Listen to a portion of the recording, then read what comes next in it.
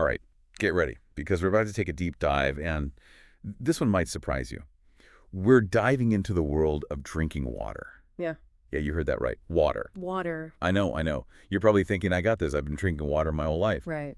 But what if I told you that the way you're hydrating could be impacting, you know, your health, your sleep, even your workouts? It's true. This time our source material comes from, well, he was a Russian surgeon, Fedor Uglov, and he lived to be over 100 years old. Wow. Yeah. He has some pretty strong opinions on water, and trust me, some of them are going to surprise you. I'm intrigued. You know, it's funny how we tend to overcomplicate things when it comes to health. But Uglov was all about simple natural habits. And his advice on water, that was central to his longevity. What I find so fascinating is how he connected the dots between these seemingly basic things, like sipping versus gulping, and how our bodies actually absorb and utilize water. Right. And that's what I love about these deep dives. It's uncovering those hidden depths. For example, we've all heard that 8 glasses a day rule. Oh, yeah. But Uglov, he actually debunked that myth.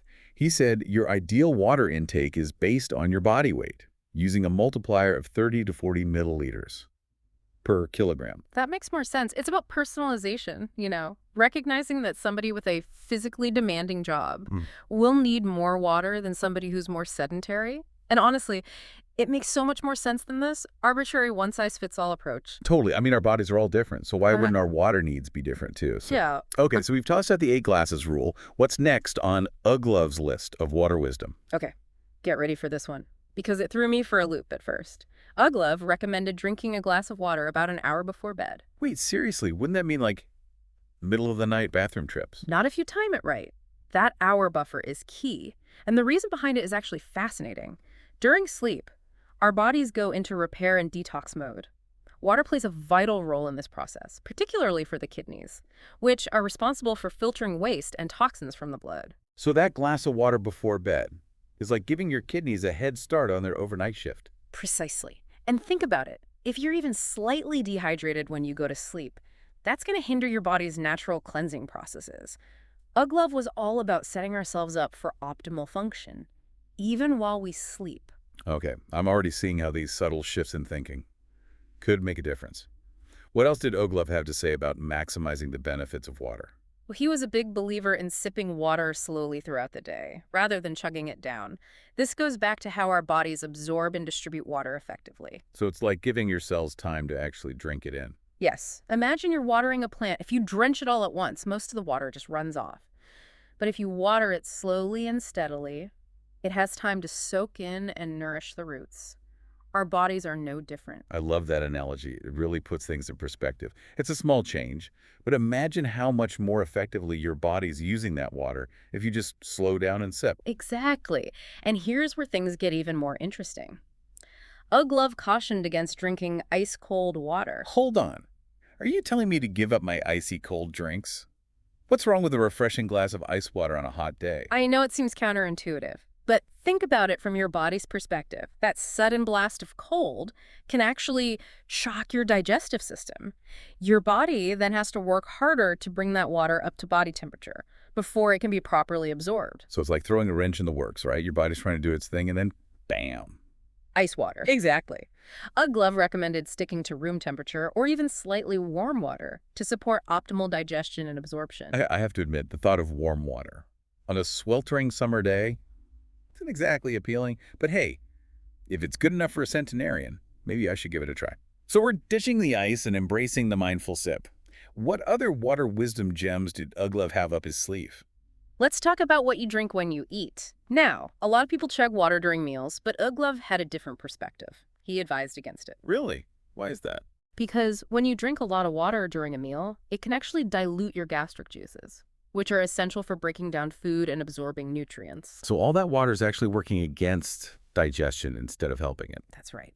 And on top of that, it can lead to feeling overly full and bloated. Uglov recommended drinking water 30 minutes before a meal to prepare your digestive system, or an hour after to help with nutrient absorption. You know, I've definitely felt sluggish after meals where I drink tons of water. Maybe this is why. Okay, I'm making a mental note to adjust my mealtime water habits. What else did he have to say? Well, there's more to the strategic timing of water consumption, especially when it comes to physical activity. But I think that's a good spot for us to pause for now. Welcome back to our deep dive on water wisdom. And if you're just joining us, we are exploring all the fascinating insights from a Russian surgeon, Dr. Fedor Uglov, who lived to be over 100. And he had some really interesting ideas about water and drinking water. So we were just talking before the break about how he recommended against drinking a lot of water during meals. Yeah. What's the thinking there?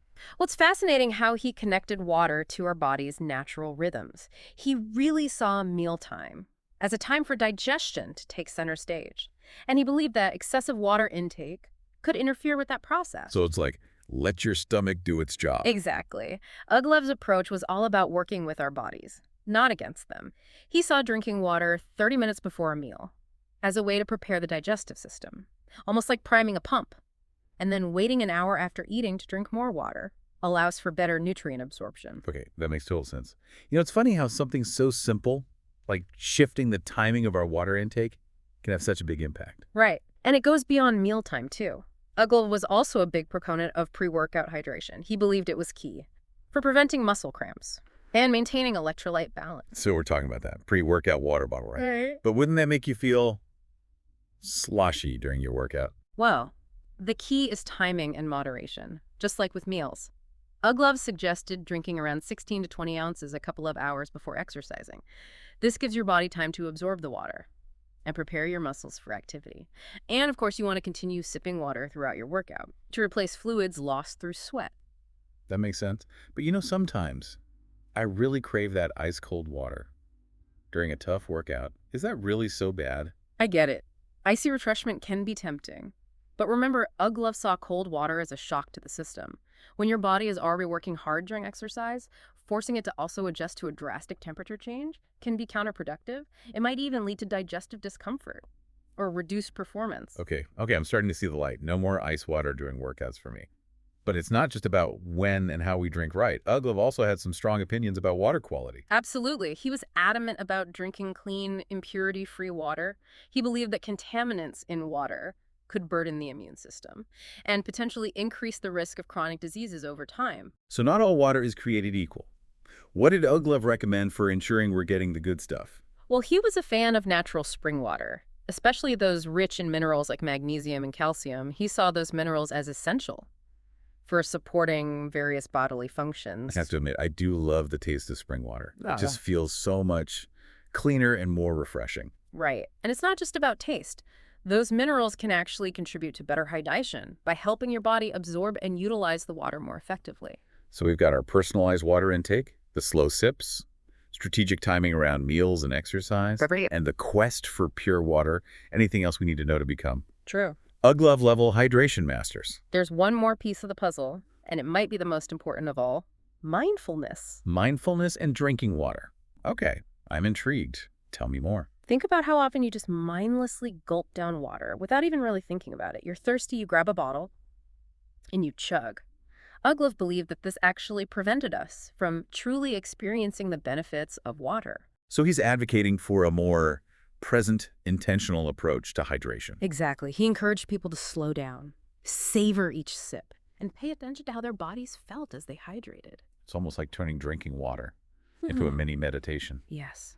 By being more mindful, we become more attuned to our body's signals. We can start to recognize when you're truly thirsty, how much water we actually need, and even how different types of water affect us. It's about cultivating a deeper awareness of our relationship with this essential element. Wow. That's actually quite profound. It's not just about hitting a certain number of ounces a day. It's about developing a deeper understanding of ourselves and our needs. This has been incredibly insightful. What are your thoughts? You know, I find it so inspiring that something as simple as drinking water can be so transformative. When we approach it with intention and awareness, it's a powerful reminder that even the smallest changes can have a ripple effect on our well-being. Welcome back to the Deep Dive. We've been talking all about water, and I have to say, this whole deep dive has really changed the way I think about drinking water, which I thought was pretty straightforward. It is amazing, isn't it? We take it for granted, but when you really start to unpack all the nuances, it's clear that there's so much more to it than just quenching your thirst. Uglov's approach wasn't about rigid rules. It was about understanding the interconnectedness of our bodies and the natural world. Yeah, He really saw water as this Mm-hmm. life-giving force Yeah. that we need to, like, respect and work with, not just something to guzzle down without a second thought. So as we wrap up, what are some of the key takeaways you think our listeners should walk away with? Well, first and foremost, I hope they've realized that personalized hydration is key. Ditch that 8 glasses a day dogma and figure out what your body truly needs based on your weight, your activity level, and other individual factors. Yeah, definitely. Yeah. And then there's the how of drinking water, like we talked about. Slow sips, not chugs. Give our bodies a chance to actually absorb and utilize that water effectively. It's such a simple shift, but it can make a big difference. And let's not forget about the importance of timing. Drinking water strategically around meals and exercise can optimize digestion, nutrient absorption, and athletic performance. It's all about working with our body's natural rhythms. Totally. And of course, we can't overlook water quality. Seeking out pure, clean water, whether it's filtered or natural spring water, can make a big difference in the long run. Uglov was convinced that clean water was crucial for a healthy immune system. It's fascinating to think about how even something as basic as water can hold so many secrets. To better health and longevity, I think what resonated with me the most from Uglov's approach was the emphasis on mindfulness. Yes, Yes. that was a real aha moment for me too. Turning the act of drinking water into a moment of awareness, really savoring each sip, and paying attention to how our bodies feel. It's such a simple yet profound practice. It is. And in a world that's constantly pushing us to go faster and do more, I think it's a powerful reminder to slow down, tune in, and reconnect with ourselves. Well said. So as we reach the end of this deep dive, I have one final question for our listener. What one change will you make to your water habits? Starting today. Will you ditch the ice? Try drinking a glass before bed. Embrace the mindful sip. Whatever it is, I encourage you to approach it with curiosity and an open mind. Notice how it makes you feel. Experiment and find what works best for you. And who knows, maybe you'll even discover some of your own water wisdom. That's a great challenge. Remember, the journey to better health and well-being doesn't have to be complicated. Sometimes it's as simple as taking a sip of water and really appreciating the life-giving force it truly is. Thanks for joining us on this deep dive, and until next time, stay curious.